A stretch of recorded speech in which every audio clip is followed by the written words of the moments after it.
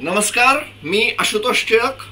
आपल्या या 2024 अमेरिकेची निवडणूक याच्या फेब्रुवारी महिन्याच्या एका आठवड्याच्या थोडंसं कव्हर जे काय झालं आहे त्याच्यामध्ये तुमचं स्वागत. आणि 3 फेब्रुवारीला साऊथ कॅरोलिना राज्याची डेमोक्रॅटिक पक्षाची प्रायमरीची जी काय निवडणूक होती त्या पक्षाचा अध्यक्षपदाचा उमेदवार ठरवण्याची ती पार पडली. अपेक्षेप्रमाणे त्याच्यामध्ये जो बायडन यांनी आघाडी मिळवली, परंतु पहिली मोठी प्रायमरी होती. 55 डेलिगेट्स ब्लॉकवर होते.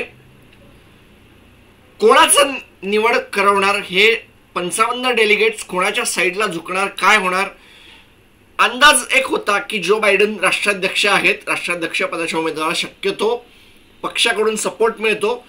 परंतु मॅरियन विल्यम्स आणि डीन फिलिप्स या दोन त्यांच्या अंतर्गत चॅलेंजर्सनी जे काय त्यांना चॅलेंज दिलं त्याच्यामध्ये असं मला म्हणावं लागेल की पक्षाने मान्य नाही केलं.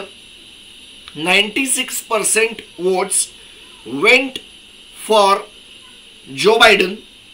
पण हे 96% कशाचे? 1,31,000 वोटर्स राज्याच्या टोटल वोटरच्या 4%. गंमत अशी की हे जे पर्सेंटेज होतं ते मागच्या काही वोटर टर्नआउटच्या पेक्षा फार लोअर होतं.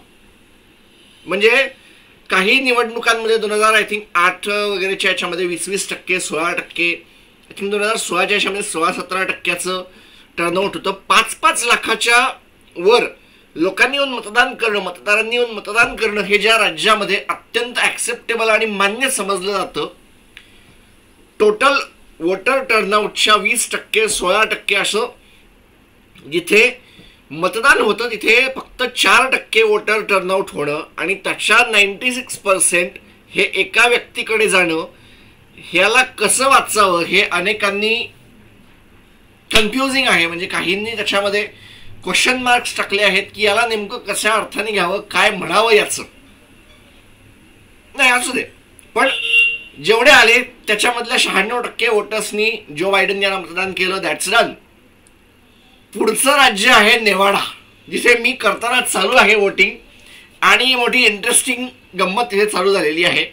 माझ्या पहिल्या व्हिडिओमध्ये मी म्हणलं होतं की नेवाडा राज्यामध्ये पहिल्यांदा 2 पार्टीज एकाच दिवशी घेत आहेत. अजून गंमत झाली आहे, अजून मोठी गंमत झाली आहे.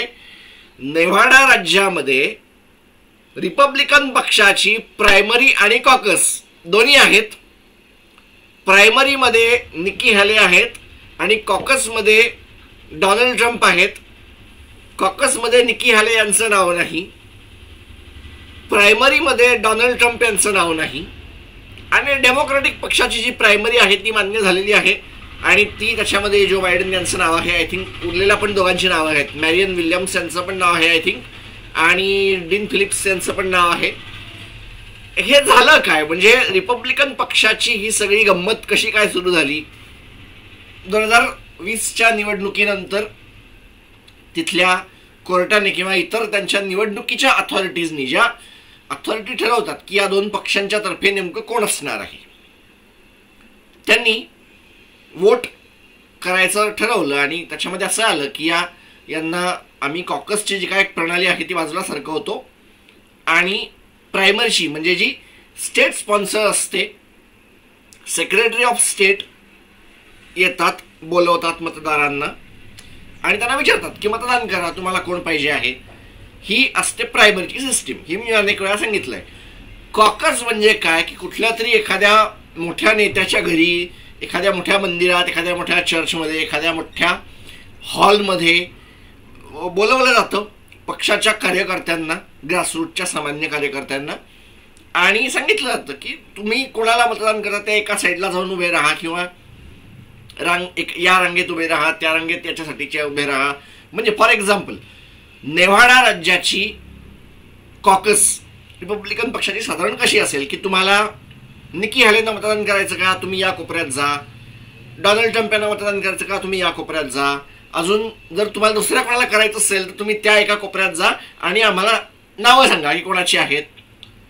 असं त्या राज्यातल्या जवळपास सगळ्या काउंटी किंवा त्याला काउंटी म्हणता येईल, काउंटी असते, छोटी गावं असतात, इलेक्टोरल डिस्ट्रिक्ट नंबर इतके असतात, या सगळ्यांची ज्या वेळेला एकत्र होईल त्यावेळेला ही मतं लक्षात यायला लागतील. मग आता काय करणार? 2 जर वेगळी ठिकाणं असतील तर मग गृहीत कोणाचं धरणार? अर्थातच कॉकस, कारण ती पक्षाची आहे. पक्ष ठरवणार आहे नेमकं काय करायचं. आणि का कोण जाणे इथे असं दिसतं आहे की डोनाल्ड ट्रम्प यांना हे राज्य जवळपास कुठल्याही ऑपोजिशन्स न घेता देऊन टाकणं. त्यामुळे इथे काही हो, निकी हॅले यांचा पराभव आणि डोनाल्ड ट्रम्प यांचा विजय हा ऍक्सेप्टेबल आहे किंवा तो गृहीतच धरलेला आहे. जो बायडन त्यांच्या पक्षातर्फे निवडून येणार आहेत. राज्य संपलं.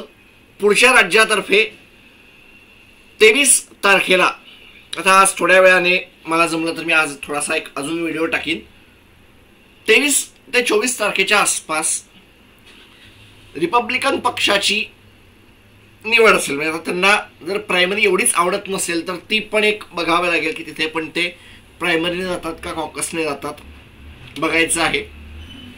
आणि एक गोष्ट या सगळ्यामध्ये कंटिन्यू लक्षात ठेवा की ज्या वेळेला कॉकस येईल त्या वेळेला डोनाल्ड ट्रम्प यांना फायदा होईल. ज्या वेळेला प्रायमरी येईल त्या वेळेला ती निकी हॅलेंना हेल्पफुल ठरेल. आणि ज्या वेळेला असं होईल, शक्यतो असं होणार नाही याच्या पुढे, पण जर प्रायमरी आणि कॉकस जर एकमेकांच्या समोर येऊन उभे राहिले तर त्याचा फायदा डोनाल्ड ट्रम्प यांना मिळेल. कारण ती मतं विभागतील. पक्षाच्या कार्यकर्त्यांमध्ये किंवा पक्षाच्या मतदारांमध्ये झालेला फरक, झालेलं कन्फ्युजन, याचा हा फायदा करून घेण्याचा काही वेळा प्रकार होतो. That's it. हा आहे या आठवड्याचा व्हिडिओ, या पार्टचा व्हिडिओ. पुन्हा भेटूया पुढच्या भागात. तोपर्यंत नमस्कार.